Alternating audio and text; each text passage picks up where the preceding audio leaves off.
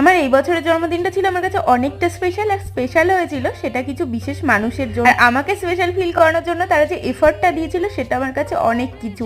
জন্মদিনে যে এরকম একটা সারপ্রাইজ পাবো আমি সত্যিই ভাবিনি। Happy birthday. যাও যাও যাও। আমি তো ওদিকে রেডি হচ্ছিলাম, কিন্তু লাস্ট 2 ঘন্টা ধরে এই যে এই ঘরের মধ্যে এত কিছু হয়েছে সেটা আমার ভাবনারও বাইরে ছিল।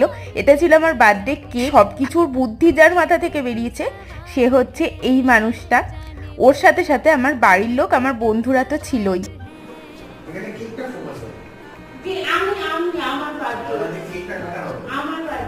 হ্যাঁ, এইভাবেই ওকে আমি জ্বালাতে থাকি, আর আমার জ্বালাতনগুলো সহ্য করে আমার দাবিগুলো মেনেও নেয় ছেলেটা হাসি মুখে।